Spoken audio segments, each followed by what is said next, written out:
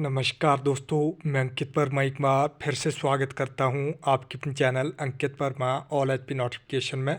तो दोस्तों, जैसा कि आप थंबनेल पे देख ही चुके हैं कि आज की इस वीडियो में मैं आपको 10 जनवरी 2023 की हिमाचल प्रदेश की आज की 15 बड़ी ताज़ा खबरों की जानकारी इस वीडियो में देने वाला हूँ। तो चलिए दोस्तों, वीडियो को जो है शुरू करते हैं आज की जो है टॉप 10 ताज़ा खबरें। तो देख सकते हैं आज की पहली ताज़ा खबर ब्रेकिंग न्यूज़ है। हिमाचल उपभोक्ताओं को 125 की जगह 300 यूनिट निःशुल्क बिजली देने की तैयारी शुरू, अधिकारियों से मांगी गई जानकारी। तो देश में 22.58 लाख उपभोक्ताओं जो है घरेलू श्रेणी के हैं। कांग्रेस ने सत्ता में आते ही प्रतिमाह 300 यूनिट बिजली देने की गारंटी दी थी। घरेलू उपभोक्ताओं को प्रतिमाह 125 यूनिट तक निःशुल्क बिजली देने से बोर्ड का राजस्व घाटा 275 करोड़ जो है पहुंच गया है। एचपी सुक्खू गोविट अब विभागों के आवंटन में फंसा पेच, जाने किस मंत्री को मिल सकता है कौन सा महकमा। तो हिमाचल प्रदेश में मंत्रिमंडल के गठन के बाद अब सीएम सुखविंदर सिंह सुक्खू के सामने विभागों के आवंटन का पेच फंस गया है। सीएम सुक्खू ने सोमवार को नई दिल्ली में केंद्रीय नेतृत्व से लंबी मंत्रणा की है। वहीं केंद्रीय नेतृत्व का धन्यवाद करने के बहाने नवनियुक्त मंत्री धनीराम शांडिल, अनिरुद्ध सिंह और रोहित ठाकुर भी दिल्ली पहुंच गए हैं। मंत्रिमंडल विस्तार के बाद अब कुछ मंत्रियों में मनपसंद महकमों को झटकने के लिए रस्साकशी तेज हो गई है। मंत्रियों में जो है पोर्टफोलियो बांटने पर मंगलवार या बुधवार को जो है फैसला हो सकता है। फिरोजपुर हिमाचल के लेफ्टिनेंट कर्नल ने पत्नी की हत्या कर खुद को मारी गोली, मिला सुसाइड नोट। तो पुलिस के मुताबिक हिमाचल निवासी निशांत 40 वर्षीय सेना की सप्लाई डिपो बटालियन 507 में लेफ्टिनेंट कर्नल के पद पर तैनात था। वह अपनी पत्नी देहरादून निवासी डिम्पल सिंह तोमर के साथ फिरोजपुर कैंट में सरकारी कोठी में रहते थे। तो सेना के एक लेफ्टिनेंट कर्नल ने रविवार रात को जो है पत्नी की हत्या करने के बाद खुद को गोली मारकर आत्महत्या कर ली। सैन्य अधिकारी ने आत्महत्या से पहले एक सुसाइड नोट भी छोड़ा था, जिसमें पत्नी को मारने की वजह वैवाहिक जीवन में कलह को बताया। हिमाचल मंत्री पद नहीं मिलने से अब तीसरे विधायक कुलदीप राठौर ने जताई नाराजगी। तो पूर्व मंत्री सुधीर शर्मा, विधायक राजेश धर्माणी के बाद अब कांग्रेस के राष्ट्रीय प्रवक्ता कुलदीप सिंह राठौर के भी तेवर तल्ख हो गए हैं।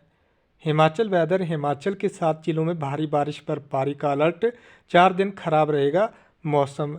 तो हिमाचल में 4 दिनों तक मौसम खराब रहने का पूर्वानुमान है। वहीं राज्य के 7 जिलों में भारी बारिश व बर्फबारी की संभावना है। स्थानीय लोगों व पर्यटकों को संबंधित विभागों की ओर से जारी एडवाइजरी व दिशा निर्देशों का पालन करने को कहा गया है। पेपर लीक मामला, कर्मचारी चयन आयोग के कर्मियों को अब तक नहीं मिला वेतन। तो हिमाचल प्रदेश कर्मचारी चयन आयोग के कर्मचारियों को जनवरी की 9 तारीख बीतने के बाद भी वेतन नहीं मिल पाया है। आयोग में करीब 60 कर्मचारी सेवाएं दे रहे हैं। इसके अलावा आयोग के चेयरमैन और 4 अन्य सदस्य भी वेतन और भत्तों से वंचित हैं।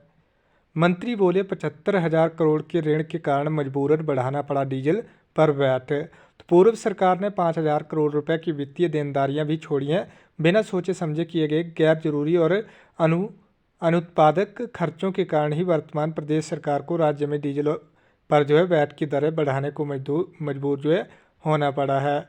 एचपी हाईकोर्ट के कर्मचारियों की वेतन वृद्धि के लिए कमेटी गठित करने के आदेश। तो प्रदेश हाईकोर्ट के कर्मचारियों के वेतन में वृद्धि के लिए कमेटी गठित करने के आदेश जो है दिए गए हैं। न्यायाधीश त्रिलोक सिंह चौहान और न्यायाधीश संदीप शर्मा ने आदेश दिए कि उनके निर्णय को मुख्य न्यायाधीश के समक्ष पेश किया जाए। राष्ट्रीय आइस स्केटिंग प्रतियोगिता में 7 पदक जीतकर दूसरे स्थान पर रहा हिमाचल। तो हिमाचल टीम की सान्या ठाकुर, निशांत ठाकुर, श्वेता ठाकुर ने स्वर्ण पदक, सोनल ठाकुर, सानिया ठाकुर और आइन तोमर ने जो है रजत पदक, कौशल ठाकुर ने कांस्य पदक जीता। 16 न्यूज़, कैंसर और मधुमेह समेत 133 दवाओं की खुदरा कीमत तय।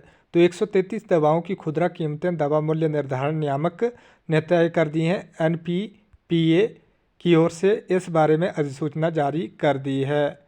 हिमाचल सोशल मीडिया पर मंत्रियों के साथ महकमे हो रहे वायरल।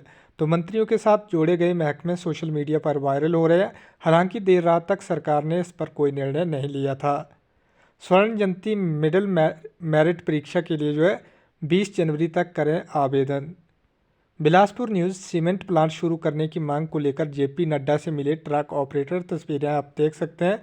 तो बीडीटीएस के प्रधान राकेश ठाकुर ने बताया कि जगत प्रकाश नड्डा ने उन्हें आश्वासन दिया है कि जल्द से जल्द प्लांट को शुरू करवाने का प्रयास किया जाएगा। इस मौके पर अनिल हैप्पी, रजनीश ठाकुर, स्वदेश ठाकुर आदि ट्रक ऑपरेटर मौजूद रहे। ऊना न्यूज़, धुंध ने रफ्तार पर लगाई ब्रेक, 2 घंटे देरी से पहुंची हिमाचल एक्सप्रेस। तस्वीरें आप देख सकते हैं। विशेषकर दिल्ली से ऊना आवागमन करने वाले यात्रियों के लिए धुंध परेशानी का सबब बनी हुई है। एक बार फिर सोमवार को ऊना रेलवे स्टेशन पर आने वाली 5 ट्रेनें निर्धारित समय में 1 से 2 घंटे देरी से पहुंची हैं। कांगड़ा न्यूज़, एसडीएम कार्यालय धर्मशाला में मारपीट करने पर 6 महिलाएं गिरफ्तार की गई है।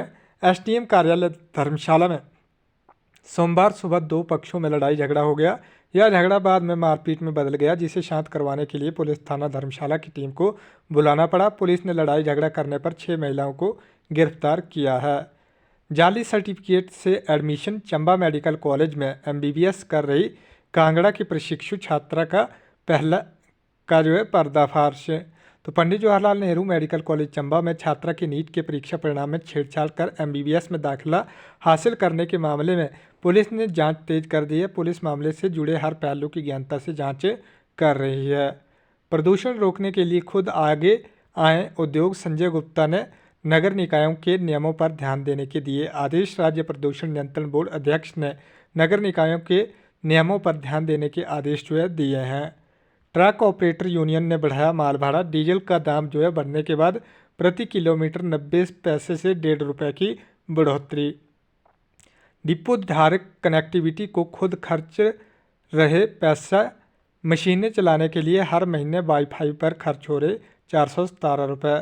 तो आर्थिक तंगी से जूझ रहे प्रदेश के डिपो संचालकों को विभागों द्वारा दी गई पीओएस मशीन में कनेक्टिविटी उपलब्ध करवाने के लिए प्रतिमाह वाईफाई पर 417 रुपये खर्च करने पड़ रहे हैं।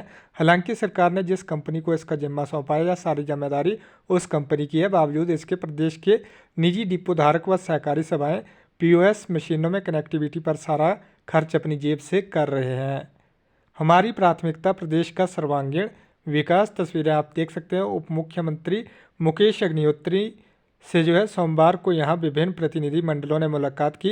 प्रतिनिधि मंडलों के सदस्य ने उन्हें प्रदेश के प्रथम उप मुख्यमंत्री बनने और नवनियुक्त मंत्रिमंडल सहित मुख्य संसदीय सचिवों की नियुक्ति पर बधाई दी। इस अवसर पर मुकेश अग्निहोत्री ने कहा कि प्रदेश का सर्वांगीण विकास राज्य सरकार की सर्वोच्च प्राथमिकता है।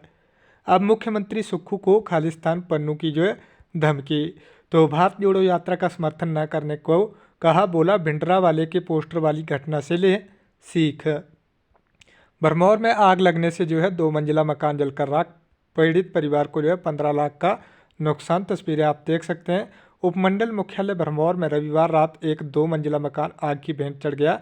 यह मकान भरमौर पंचायत की वार्ड सदस्य अंजू देवी का था। अग्निकांड की इस घटना में पीड़ित परिवार को करीब 15 लाख रुपए का नुकसान हुआ है।